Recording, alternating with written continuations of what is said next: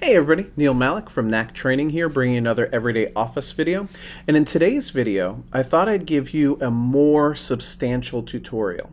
This is a real-life example that I used before Christmas to help out a friend of mine. So this friend is a firefighter, and one of the problems that he faces is not burning buildings or cats in trees, but rather the scheduling of vacation for the department.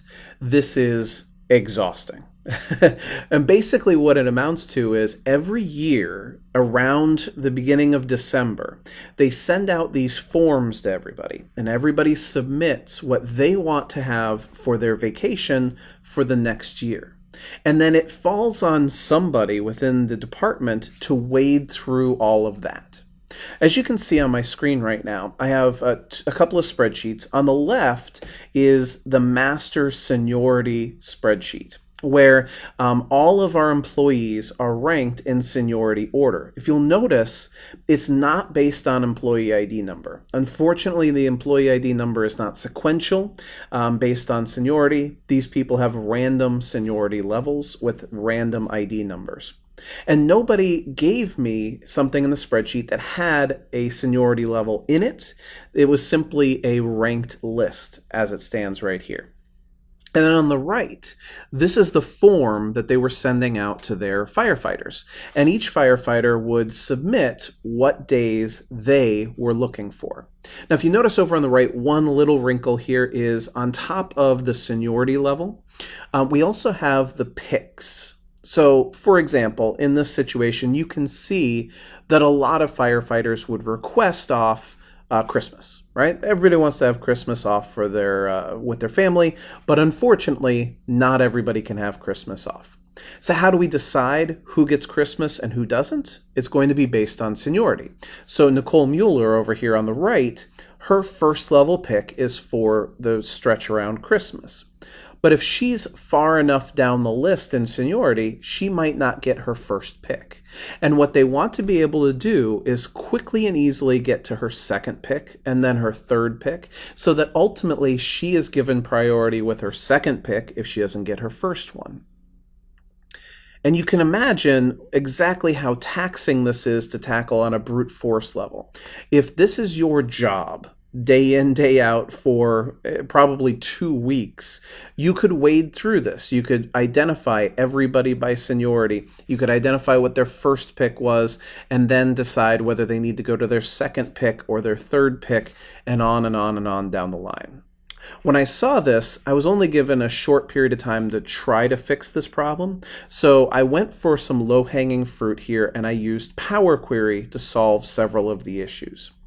The first issue is just that I need to know who everybody is, what their picks are, and what seniority they've been given. And Power Query handles this rather nicely. If I close this spreadsheet for Mueller over here on the right, you'll notice that I have many of my firefighters here in this list.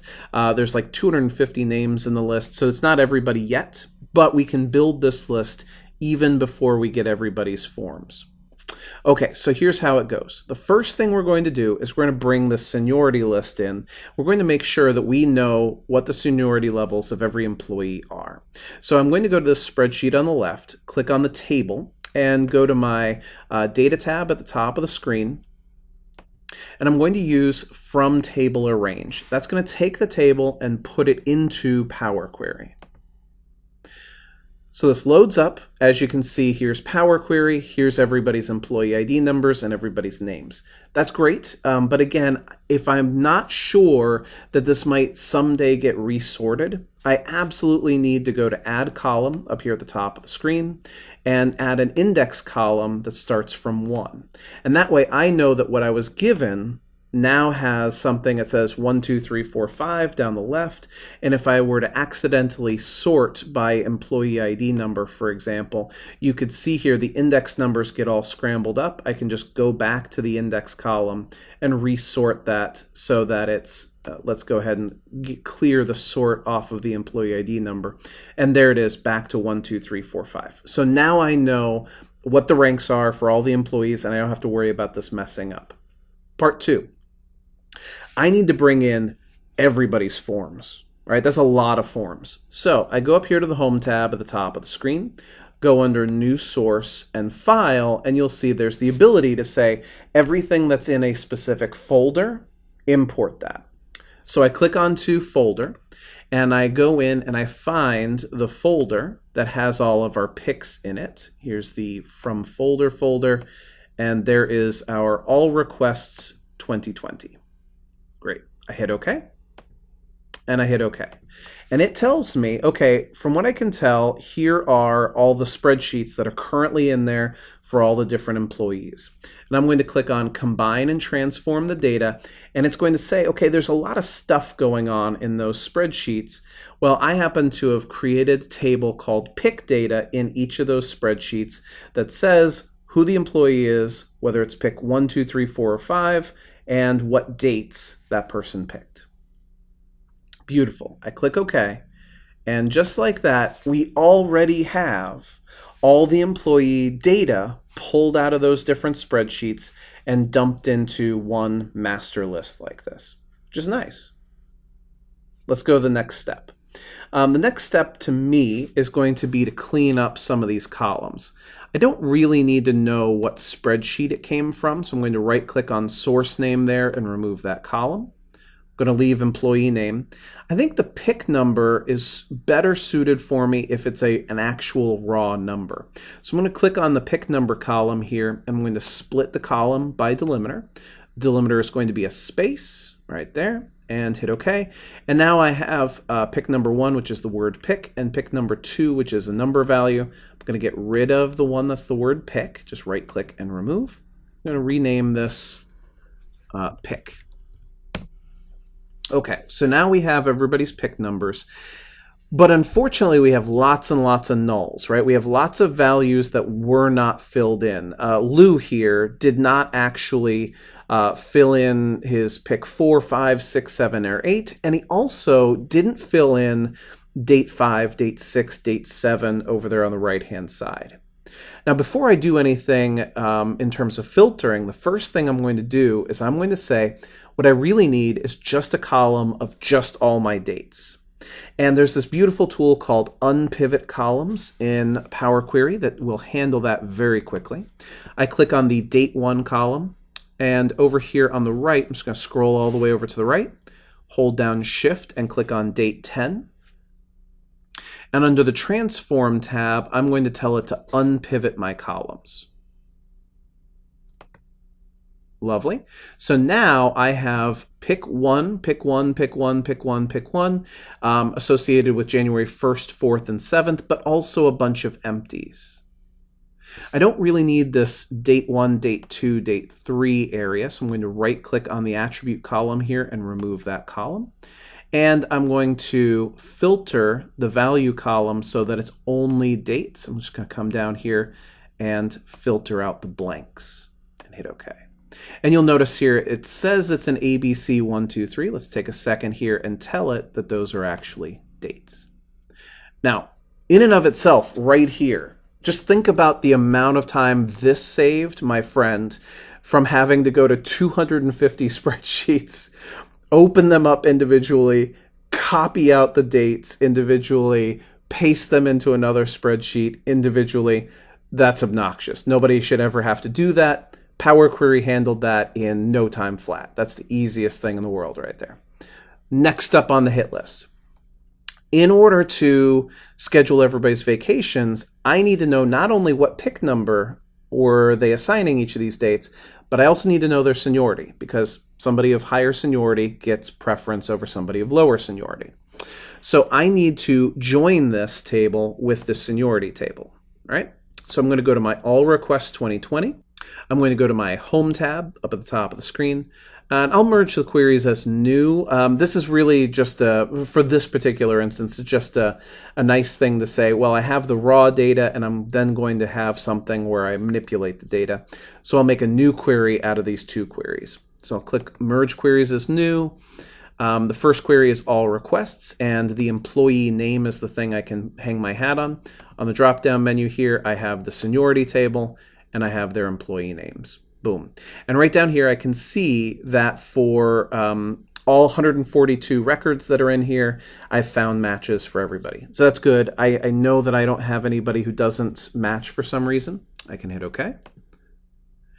And I'll want to bring in the information from the seniority table. I don't really need anything other than the index number. So I'll uncheck these checkboxes and just bring in their index and hit OK.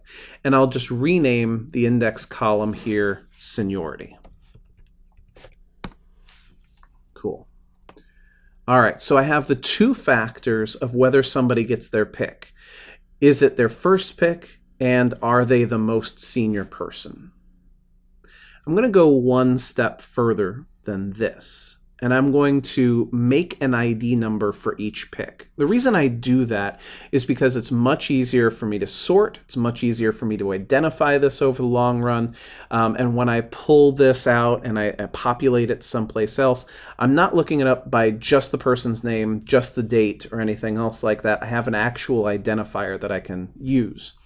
However, if I'm going to build a unique identifier, I need to recognize I'm probably joining together the text of the person's name, the numeric values of their pick and their seniority, and the date values that they are choosing.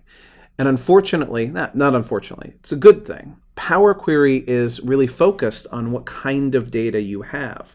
So in these types of situations, let me just go ahead and pull up the reference guide to M. Here we go. So M is the language in Power Query that allows you to do various functions. And in this instance, notice that I have functions called number.toText. So if I have a number value that I need to convert into text, I can do that with number.toText. I have another one called date.toText. That should be relatively self-explanatory there. And I have this other one that I'm going to use called text.padStart. Now the reason for this is numerically, the number 1 comes before the number 10 and before the number 100.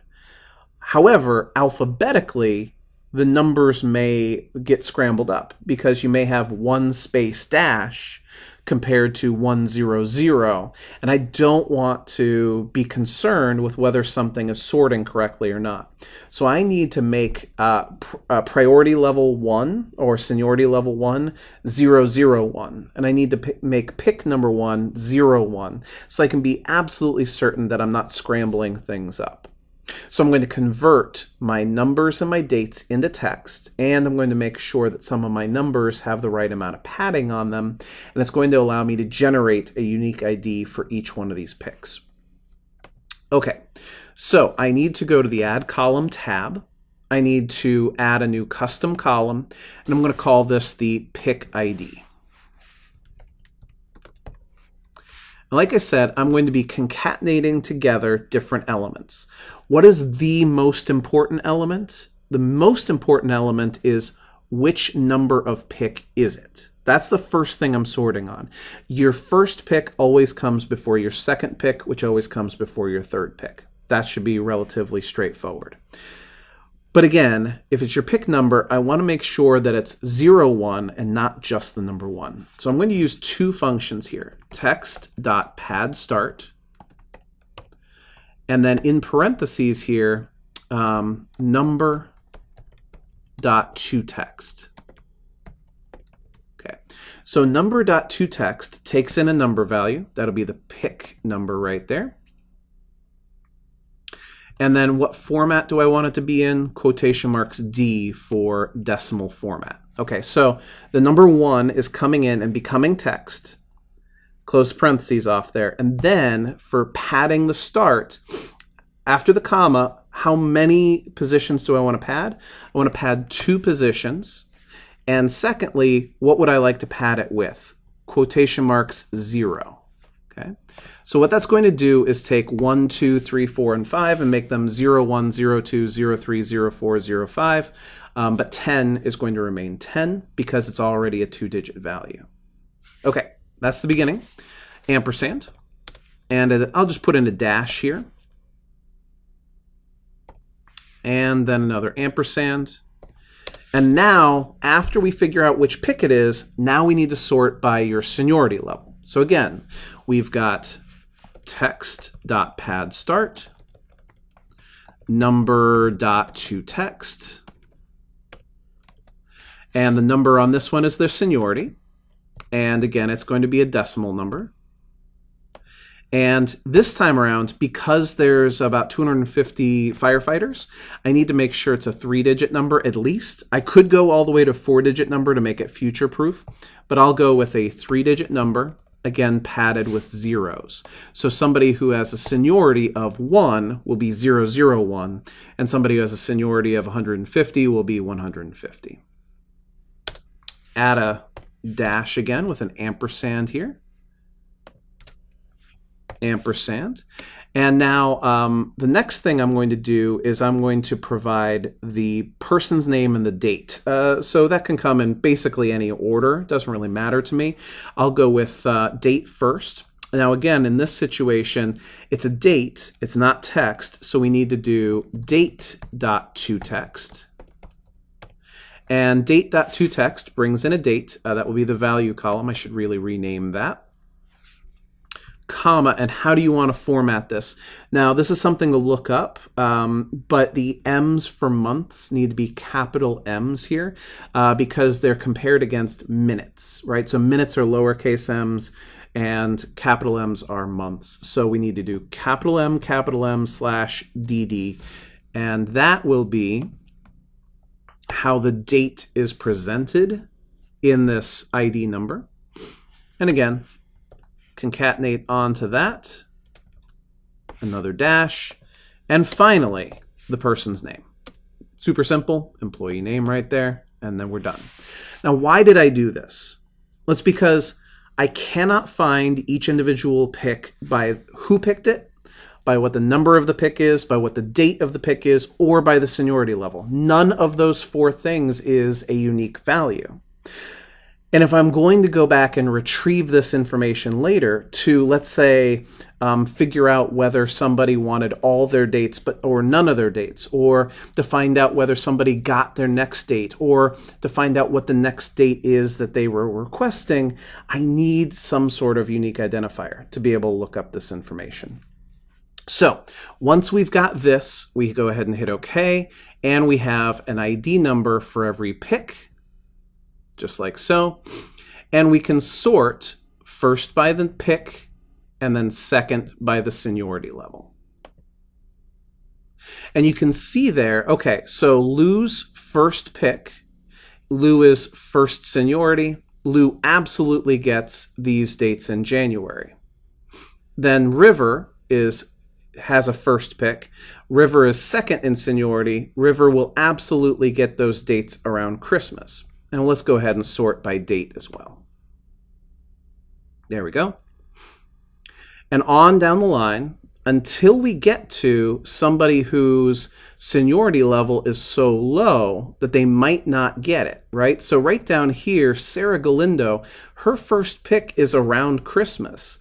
But there are a lot of other people who are picking at Christmas. So the fact that she's at seniority level 233 is going to be a significant problem. And so just like that, I can go to my Home tab, hit Close and Load, and make a full list of everybody's pick, of what dates they're picking, all those other sorts of things. So that's where Power Query left it with me. The next thing that I did was I built a macro that split these out date by date. So we made lists of every single date. And then did lookup functions to figure out what somebody's next pick was based on their previous pick. But right here, this clean version of the data with their seniority level, their pick number, the dates, and being able to assign a pick ID to every single person is so valuable. It saves so much time and energy now. And imagine this, right? So we're going back to that folder. Let's say we have another person. We're just going to open up one of these forms.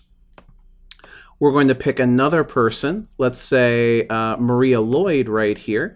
And Maria is picking dates around Christmas. Let's say the 23rd and the 26th.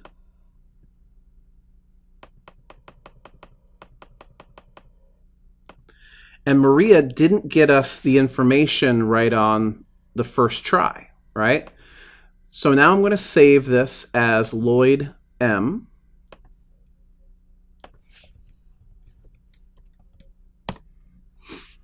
And think about this from my friend's perspective. Maria Lloyd, after you get all of your people's information in, you realize, oh, Maria didn't get her form in. She emails it at the last second. Well, all we have to do now is come over here to the right-hand panel, hit refresh. And just like that, Maria Lloyd, let's see, did it refresh? There we go, loading data, good. Now it's loaded 148 rows, and you can see that Maria Lloyd's first picks right down here of December 23rd and 26th get added to the list, and we don't have to do anything. Right? Did you see that? We did not have to do anything. If 50 people submit their forms, we don't have to do anything. We just hit the refresh button and it all populates in here. And then we can jump off from that point. I hope you picked up on a few things in here: querying folders, joining things, creating custom columns based on information in other columns, using M functions. There's a ton of stuff in here. And ultimately, once you know how to do something like this, I estimate this probably saved a week's worth of effort on his part. And you can see it took me, 10 minutes to do. Not bad, right? Have a wonderful rest of your day. Please email me help@knacktraining.com if you have any questions about this. Have a great day.